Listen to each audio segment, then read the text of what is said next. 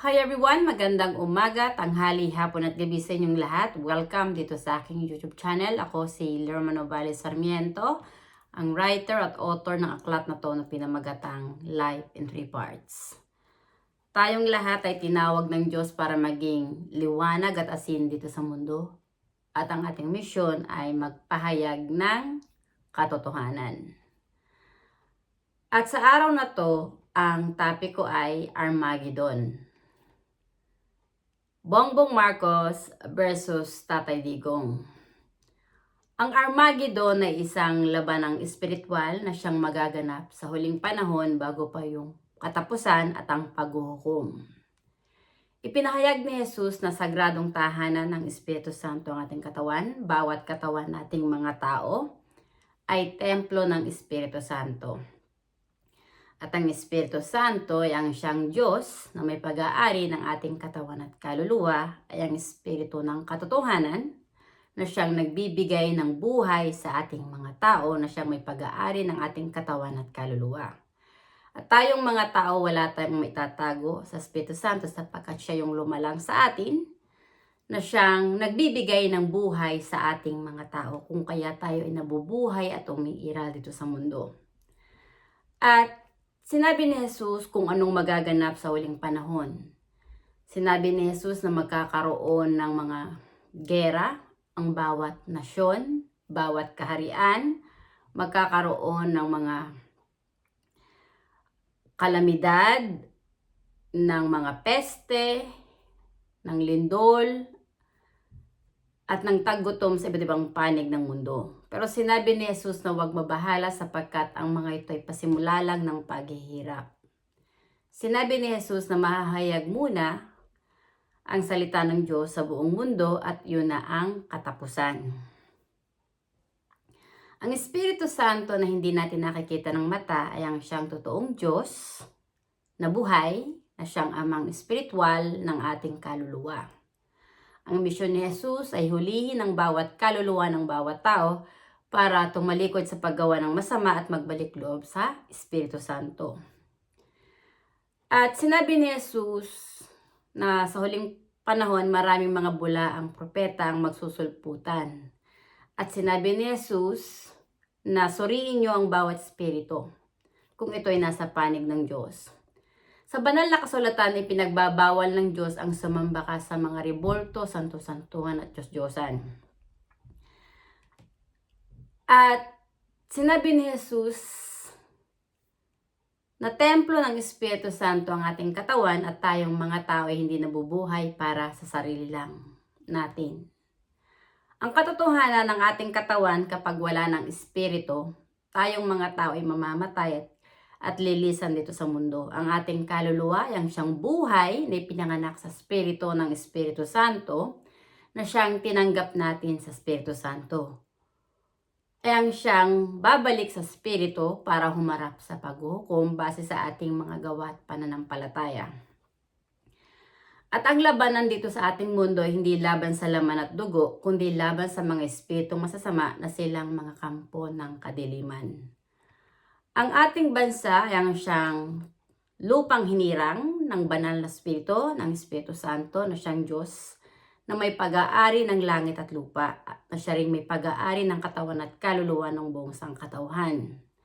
Ang ating bansa ay sinakop ng mga Espanyol, gawa na ang ating mga ninuno ay nalinlang ng bulaang propeta na si Ferdinand Magellan na siyang nagdala ng relihiyong Romano-Katoliko. At si Tatay Digong,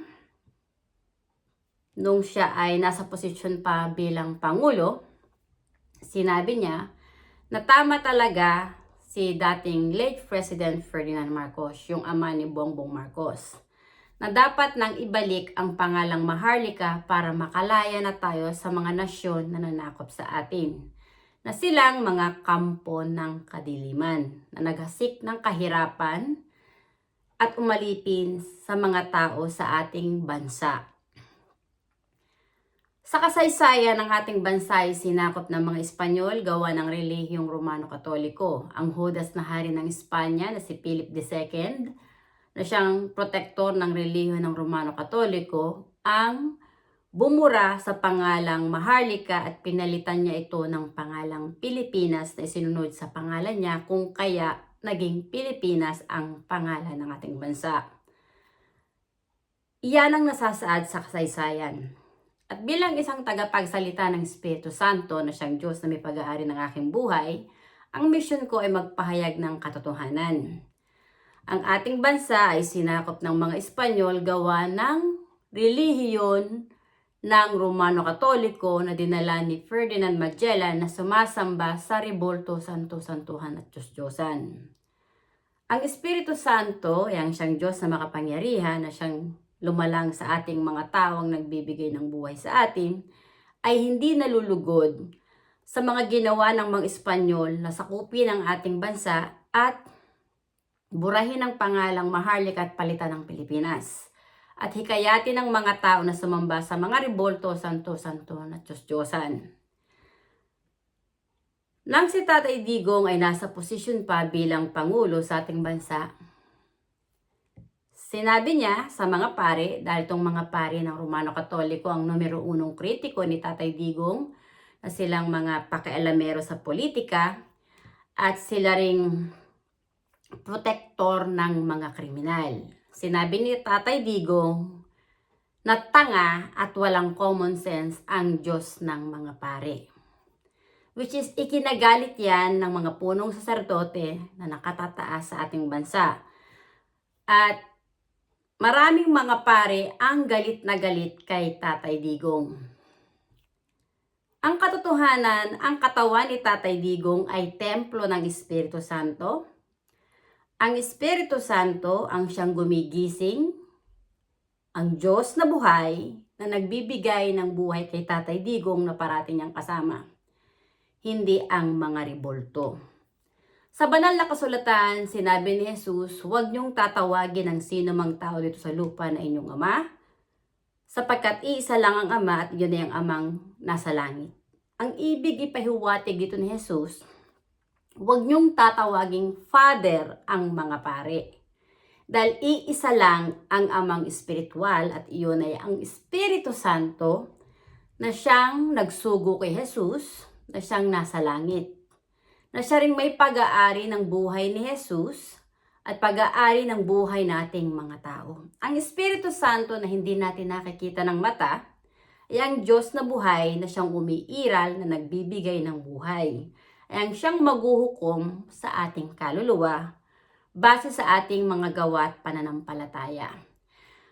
At itong si Bongbong, nung siya ay naging Pangulo, bilang Pangulo, meron kang obligasyon sa Diyos, may responsibilidad ka na pangalagaan ang tao sa ating bayan, sa ating bansa.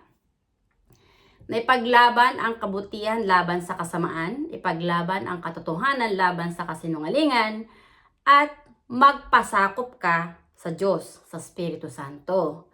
Pero itong Judas at traidor na si Bongbong Marcos ay mas pinili niyang magpasakop sa kanyang advisor na si Juan Ponce Enrile, na siyang Judas at traidor na nagtraidor hindi lang sa kanyang ama kundi sa kanilang pamilya.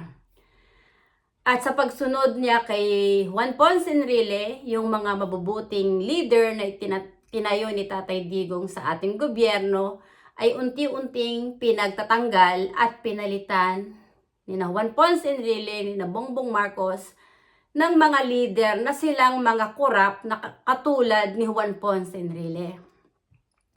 Ang katawan ni Juan Ponce Enrile, katawan ni Tatay Digong, honestly, parehas na templo ng Espiritu Santo. At ang Espiritu Santo ang may pag-aari ng katawan ni Juan Ponce Enrile at ni Tatay Digong. At bilang isang tagapagsalita ng Espiritu Santo, ang Espiritu Santo mismo ang naghihiwalay sa dalawa. Kung sino ang totoong leader na may pagpapahalaga sa buhay espiritual ng kanyang kapwa. Si Tatay Digong galit yan sa droga sapagkat maraming mga kabataan, mga inosenteng tao, mga bata, ang minomolestya, ang ginagahasa at pinapatay ng mga adik. Sa banal na kasulatan, ipinagbabawal ng Diyos ang kainin mo ang laman at dugo ng iyong kapwa. Dahil nasa dugo nito ang buhay nito at mamamatay ka. Bawat katawan nating mga tao ay sagradong tahanan ng Espiritu Santo. At ang halayin mo, gahasain mo, ang kapwa mo gawa ng uhaw at gutom ka sa tawag ng kamunduhan at kalaswaan, tapos mong maisagawa ang iyong panghahalay sa iyong kapwa, ay iyong papatayin. Ang katawan ng iyong kapwa, katawan ng ating kapwa, ay templo ng Espiritu Santo. Ang Espiritu Santo may pag-aari ng ating buhay, ay siyang may pag-aari ng ating katawan at kaluluwa. At kasalanan na walang kapatawaran sa Espiritu Santo, na halayin mo, gahasain mo, at patayin mo ang mga taong inosente gawa ng kamunduhan at kalaswaan.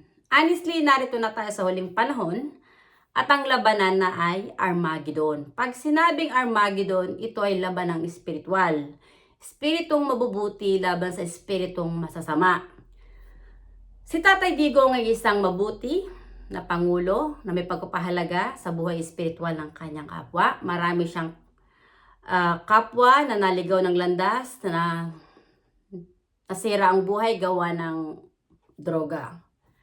At nung siya ang naging pangulo, maraming mga drug addict ang nagbago sa tulong ng programa ni Tatay Digong. Nung panahon ni Tatay Digong, marami siyang itinayo ng mga rehabilitation center para sa mga taong nalulong sa droga. Ang tao na nagbalik loob sa Diyos ay maglalakbayan sa espiritu at katotohanan na may pagpahalaga rin sa kaluluwa ng kanyang kapwa. Sa panahon ni Tatay Digong, marami siyang kaluluwa na naligaw ng landas ang natulungan na magbalik muli sa liwanag, na mamuhay na may pagpapahalaga sa kanilang buhay espiritual. At itong maging pangulo itong si Bangag na si Bongbong Marcos, na puppet ng demonyong si Juan Ponce Enrile na Judas at Traidor, naging magulo na naman ang ating bansa. At itong ICC leaders ay isa pa ring nanghimasok sa soberanya ng ating bansa.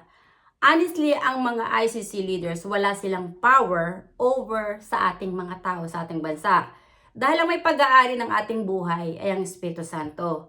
Maging ang buhay ng mga ICC judges, ng ICC leaders, ay pag-aari din ng Espiritu Santo. At ang Espiritu Santo ang maghuhukom sa ating kaluluwa kung sino ang mabuti at masama at kung sino ang demonyo na nasa panig ng demonyong si Satanas. Honestly, ang mga pare na sumasamba sa mga rebulto, santo-santuhan at Diyos-Diyosan ay mga kampo ng kadiliman na lumalapastangan sa Espiritu Santo, na hindi nila tinatanggap ang katotohanan sa mga aral ni Jesus, na templo ng Espiritu Santo ang katawan nila at ang Espiritu Santo ang Diyos ang siyang nag-iisang amang espiritual.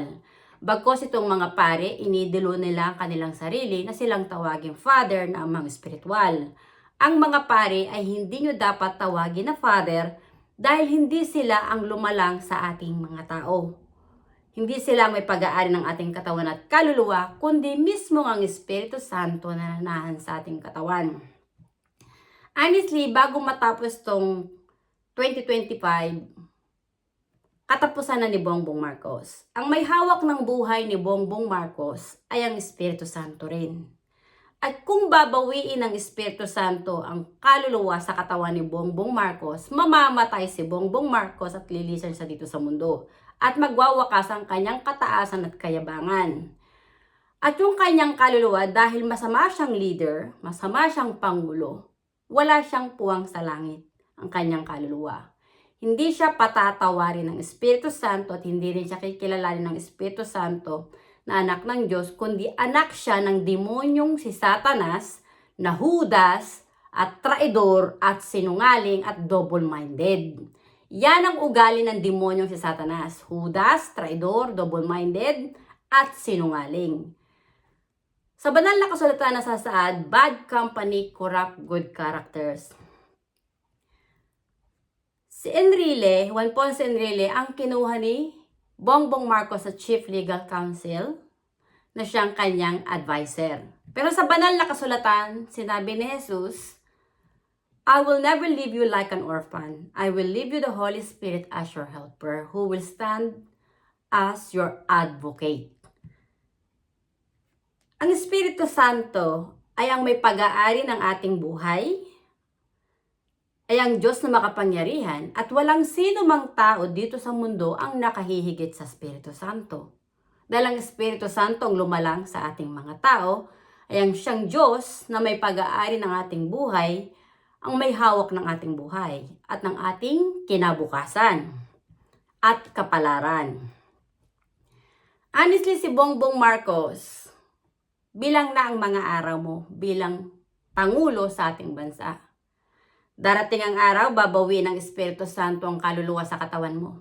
At laking pagkasira at pagkawasak mo, Bongbong Marcos, sapagkat hindi ka naging mabuting leader sa ating bansa para pangalagaan ang kaluluwa ng mga tao sa ating bansa. Bagkos, nagpauto ka sa mga ibang nasyon na nakikialam sa ating bansa. Nung una pa man panahon, ang ating bansa ay sinakop ng mga Espanyol, then sinakop ng mga Amerikano. At namuhay sa kadiliman ng ating bansa na siyang lupang hinirang ng banal na spirito, na siyang Diyos na makapangyarihan, na may lalang ng langit at lupa, na siya ring may pag-aari ng katawan at kaluluwa nating mga tao. Ang ating bansa ay ang lupang hinirang ng Diyos, ng Espiritu Santo, at si Tatay Digong, honestly, is one of his chosen one, a spiritual warrior who is being protected by the Holy Spirit, who is always on his side. Ang katawan ni Tatay Digong, templo ng Espiritu Santo. At bilang isang tagapagsalita ng Espiritu Santo, ang mission ko ay magpahayag ng ebanghelyo sa buong mundo para ipakilala at itaas ang pangalan ng Espiritu Santo na nananahan sa katawan ko, na siyang nagsugo kay Jesus, na siyang nananahan sa katawan ng buong sangkatauhan, ay ang nag-iisang banal na Ama, na Amang espiritual, na may pag-aari ng buhay nating mga tao. Kailangan ng mga tao na magsisi, tumalikod sa paggawa ng masama at magbalik loob sa Espiritu Santo para malupig ang kasalanan, at nang sa gayon, ang mundo na to ay muling babaguhin ng Espiritu Santo. Ang mga tao ay magkakaroon ng pagkakaisa, na tangi ang Espiritu Santo lang na nananahan sa ating katawan ang dapat nating kilalanin na ating Diyos at Amang espiritual, at dapat nating ibigin ng higit sa lahat at paglingkuran. Ang relihiyong Romano-Katoliko na dinala ng mga Espanyol ay kulto ng demonyong si Satanas na nagmamataas at nagmamayabang sa Espiritu Santo, na gusto ring durugin ni Tatay Digong. Well, with the power of the Holy Spirit, darating ang panahon ng relihiyong Romano-Katoliko na dinala ng mga Espanyol, dudurugin niya ng taong bayan. Sapagkat makikita ng tao na kaya sila nabubuhay at umiiral dito sa mundo ay dahil sa presensya ng Espiritu Santo. Mapalad ang mga taong magsisisi, tatalikod sa pagsamba sa mga rebulto, santo-santo at Diyos-Diyosan, at magbabalik loob sa Espiritu Santo. Sapagkat papatawarin sila ng Espiritu Santo at ang kanilang kaluluwa ay maliligtas. Sapagkat kikilalanin ng Espiritu Santo ang mga taong nagbalik loob sa Espiritu Santo, ng Espiritu Santo ang kanilang kinikilala na Father, na Amang espiritual at Holy Father. Honestly, ang Papa ng Romano-Katoliko ay ang demonyong si Satanas na nagmamataas at nagmamayabang sa Espiritu Santo, na iniidolo ang kanyang sarili na siya yung Holy Father. Hindi nyo dapat iduluhin ang Papa ng Romano-Katoliko na inyong amang espiritual, sapagkat ang Espiritu Santo na nananahan sa ating katawan na parating kasama ng ating kaluluwa ay ang siyang totoong amang espiritual ng ating kaluluwa, na parati nating kasama na nagbibigay ng buhay sa atin. Ang mga tao na sumasamba sa mga rebulto, santo-santo at Diyos-Diyosan, at iniidolo ang mga pari ang kanilang amang espiritual, ay mga antikristo na lumalapastangan, kumakalaban at nagmamataas at nagmamayabang sa Espiritu Santo. ay mga bulaang propeta at mga kampo ng kadiliman. Ang laban ni Tatay Digong hindi laban sa laman at dugo, kundi laban sa mga kampo ng kadiliman na mga bulaang propeta, maging kay Juan Ponce Enrile, at maging kay Bongbong Marcos. Sila yung mga kampo ng kadiliman na lulupigin ng Espiritu Santo sa huling panahon. Soon, dudurugin ng Espiritu Santo ang mga tao na kumakalaban sa Kanya, na nagmamataas at nagmamayabang sa Kanya. Itong mga kalamidad na nagaganap ngayon sa ating mundo, yan yung mga propesiya na sinasabi ni Jesus. Na magkakaroon nga ng mga kalamidad, ng mga peste. Honestly, yung peste na binigay ng Panginoon, nung 2019, yung COVID-19, milyong katao worldwide ang namatay. Bawat katawan nating mga tao ay templo ng Espiritu Santo. At sa oras na umalis na ang Espiritu Santo sa ating katawan, kasama ang ating kaluluwa, mamamatay tayong mga tao. At ang kasalanan ay kamatayan. Ngayon, kung hindi ka magsisisi at hindi ka magbabalik loob sa Espiritu Santo, gawa ng kasalanan, mahihiwalay ka sa Espiritu Santo. Hindi ka patatawaran ng Espiritu Santo at hindi ka rin kikilalanin ng Espiritu Santo na anak niya.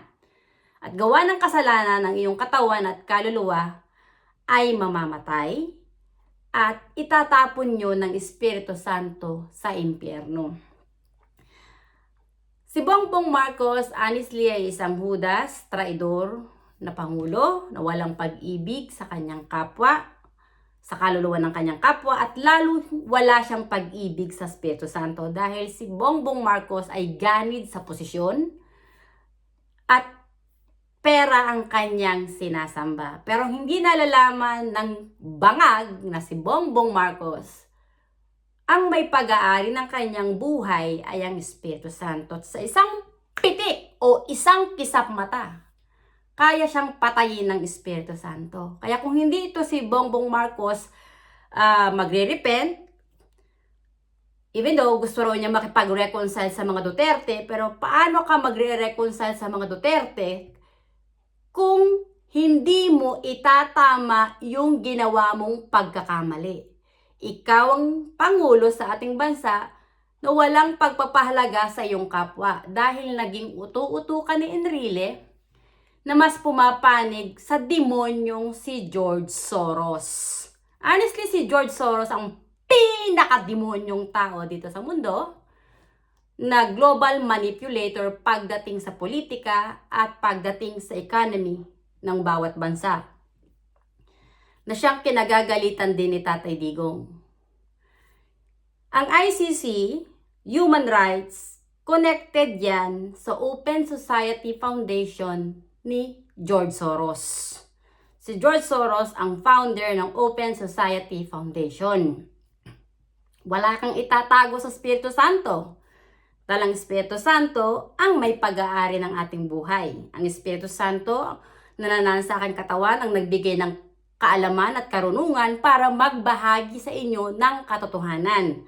At ang mission ko ay hulihin ang bawat kaluluwa ng bawat tao, na kilalanin nyo sa puso nyo, sa inyong katawan, na ang Espiritu Santo na nananahan sa ating katawan ay ang Diyos na may pag-aari ng ating buhay, ay ang siyang lumalang sa atin. Na siyang dapat lang nating paglingkuran at sambahin para malupig ang kasalanan. Ngayon, narito na tayo sa huling panahon. Si Bongbong Marcos ay masamang leader na nasa panig ng hudas, traidor at demonyong si Satanas. Si Tatay Digong ay ang mabuting leader na may pagpapahalaga sa kaluluwa ng bawat kapwa niya, na hinihikayat ang mga tao na magbagong buhay para mamuhay ng may kalayaan at kapayapaan at malupig yung mga salot na silang mga kampo ng kadiliman na naghahasik ng krimen. Si Tatay Digong ay spiritual warrior, a hero na naririto ang pangalan niya sa aklat na to.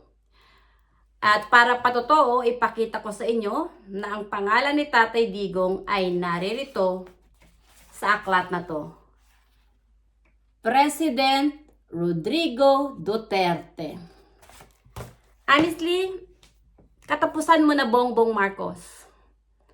Ang may pag-aari ng buhay mo, may pag-aari ng buhay ko, pag-aari ng buhay ni Tatay Digong, at may pag-aari ng buhay ng buong sangkatauhan ay ang Espiritu Santo na nananahan sa ating katawan. Itong 2025, this is the end of time. A prophecy for Bongbong Marcos. Dahil ang Espiritu Santo ang may hawak ng buhay mo, Bongbong Marcos, darating ang araw, babawin ng Espiritu Santo ang kaluluwa sa katawan mo at mamamatay kang kumag ka. At tapos ang kataas at kayabangan mo. At doon sa kabilang buhay, kapag kaluluwa ka na, magsisi ka man, humingi ka ng kapatawaran sa Espiritu Santo ay huli na. Ang tulad mong Judas, traidor na leader, ay walang dignidad. Dahil ang puso mo ay nasa panig ng demonyong si Satanas. Kaya, Bongbong Marcos, kung gusto mong patawarin ka ng Espiritu Santo, mag-resign ka na. Bumaba ka sa posisyon at huwag mong intayin na mapuno sa'yo ang taong bayan at ikaw mismo ang dumugin at durugin. Dahil lalo ka lang masasaktan. Kaya hinihikayat ko, Bongbong Marcos, na bumaba ka na sa pagkapangulo. Ang Espiritu Santo na nasa aking katawan ang nagbibigay ng otoridad sa akin para pagsabihan ka. Sapagkat ang may pag-aari rin ng buhay mo ay ang Espiritu Santo. At kapag kinalaban mo ang Espiritu Santo, mamamatay kang putang ina mo ka at impyernong bagsak ng kaluluwa mo. Hindi ka patatawarin ng Espiritu Santo na siyang Diyos na may pag-aari ng buhay mong demonyo ka. Kaya mag-repent ka na, mag-resign ka na, at umalis ka sa pagiging pangulo. At yung sina Juan Ponce Enrile, putang ina mo, Juan Ponce Enrile. Yang pagiging Judas at traidor mo, humaba ang buhay mo dito sa mundo. Binibigyan ka ng pagkakataon ng Espiritu Santo para mag-repent at mag-reconcile sa Espiritu Santo. Pero putang ina mo kang matanda ka. Hanggang ngayon, nananatiling itim ang buto ng iyong nasa katawan mo. Itim ang budhi mo. Ang puso mo ay sa demonyo. Kaya nagkaletse-letse lalo ang politika sa ating bansa ay dahil sa iyo, Juan Ponce Enrile. Ikaw ang pinakamalaking ahas na korap at traidor na siyang nasa panig ng demonyong si Satanas. Bilang na ang mga araw nyo. Kayong mga anti-Duterte, tatandaan yung mga putang ina ninyong mga kupal kayo na yung katawan nyo ay templo rin ng Espiritu Santo. At may pag-aari ng buhay nyo ay hindi ang sarili nyo, kundi ang Espiritu Santo. At narito ang Diyos sa ating mundo dahil siya ang nagbibigay ng buhay sa ating mga tao. Kung kaya tayo ay nabubuhay at umiiral dito sa mundo. Kaya hinihikayat ko ang mga tao na tanggapin nyo ang katotohanan na templo ng Espiritu Santo ang inyong katawan at ang Espiritu Santo ay ang Diyos na buhay, na siyang makapangyarihan, yung amang espiritual, ang siyang naguhukom. Ang labanan natin dito sa mundo ay Armageddon. Labanang espiritual, spiritong mabubuti laban sa spiritong masasama. Ang mga bulaang propeta ng relihiyon ng Romano Katoliko na dinala ni Ferdinand Magellan ay mga antikristo, mga kampo ng kadiliman na kumakalaban at nagmamataas sa banal na spirito. Hindi nila sinasamba ang Espiritu Santo, ang mga espiritual, kundi ang iniidolo nila ay ang kanilang mga sarili. Walang pare, walang papa ng Romano Katoliko na nakahihigit sa Espiritu Santo.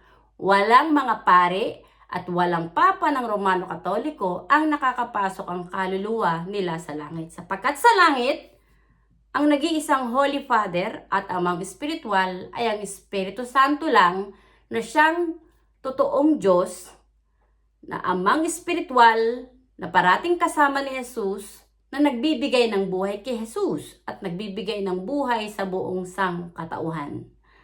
Maraming salamat sa inyong pakikinig. Nawa, may natutunan kayo sa buhay espiritual na kaya tayo nabubuhay at umiiral dito sa mundo ay dahil sa presensya ng Espiritu Santo.